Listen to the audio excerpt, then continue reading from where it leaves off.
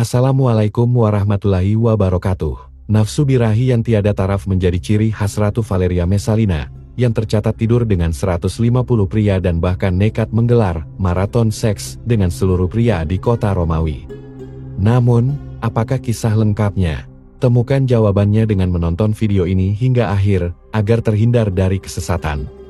Dalam sejarah Kekaisaran Romawi, sosok Ratu Valeria Messalina menarik perhatian banyak orang. Ia dikenal sebagai pemimpin yang kejam, bahkan sampai-sampai membunuh saudara kandungnya sendiri. Selain itu, ia juga terkenal karena mengajak pekerja seks Romawi untuk melayani keinginan birahinya yang tidak terkendali. Messalina naik tahta setelah menikah dengan Kaisar Romawi Claudius. Di masa pemerintahannya, ia terlibat dalam berbagai perbuatan yang kontroversial, termasuk mengadakan kontes dengan seorang pekerja seks terkenal di Romawi untuk melihat siapa yang bisa melayani pria terbanyak dalam satu malam. Ratu Melina hidup dalam kemewahan dan keleluasaan yang luar biasa. Meski memiliki kekayaan melimpah, ia lebih memilih untuk memuaskan nafsunya daripada menghabiskannya untuk hiburan atau barang-barang mewah. Kehidupan Messalina menjadi representasi dari kesombongan dan moralitas yang tergelincir di Roma selama berabad-abad. Ia dianggap sebagai salah satu wanita paling kontroversial dalam sejarah. Valeria Messalina lahir sekitar tahun 20 Masehi dari keluarga bangsawan. Sejak kecil, ia sudah menarik perhatian dengan kecantikannya yang memesona. Dibesarkan dengan penuh kemewahan, Messalina menjadi semakin dimanjakan oleh keluarganya. Pada usia 15 tahun, ia menikah dengan Kaisar Romawi Claudius yang jauh lebih tua darinya. Claudius dikenal sebagai seorang pemimpin yang berbakat dan pembangun besar pada masa itu. Messalina, dalam riwayat sejarah, tercatat sebagai sosok yang penuh dengan kejenakaan, ambisi, dan keinginan untuk mengendalikan orang banyak. Ia sering disalahkan karena menggunakan kekuasaannya untuk melakukan penindasan yang besar-besaran, dengan dugaan bahwa ia memanfaatkan pengaruhnya untuk mencapai tujuan politik dan kepentingan pribadi. Salah satu korban awal adalah Appius Junius, seorang komandan 3 legiun di Spanyol, yang dipaksa untuk kembali ke Roma dan menikahi ibu Messalina. Berbagai sumber sejarah mencatat kisah menarik ini, bahkan menuding bahwa Messalina terlibat dalam pembunuhan Kaisar Claudius.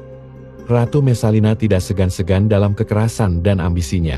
Korban lain dari tindak kekerasan dan ambisi brutalnya termasuk komandan pengawal hakim dan Catonius Cutus, yang keduanya merupakan tokoh penting dalam Kekaisaran Romawi. Ia juga diduga terlibat dalam pembunuhan Julia Livilla, keponakan Claudius, dan Julia, cucu perempuan Tiberius. Motif pembunuhan itu disinyalir karena rasa cemburu Messalina terhadap kecantikan mereka yang melampaui dirinya.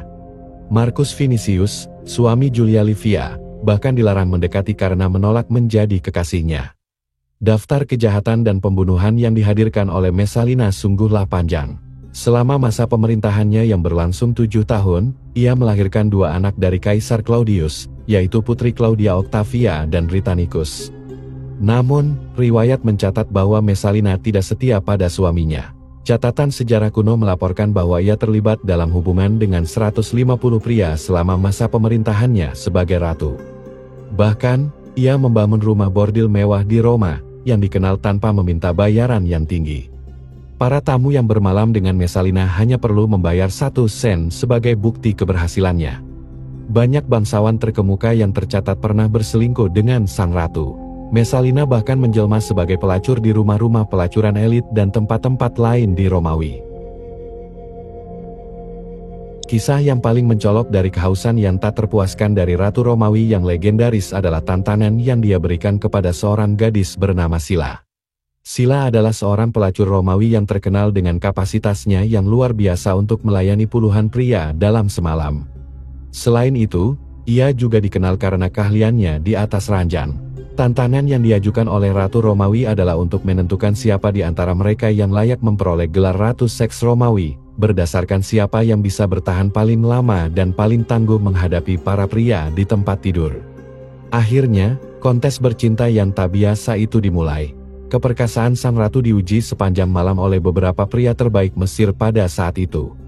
Namun, yang mengejutkan terjadi ketika fajar mulai menyingsing.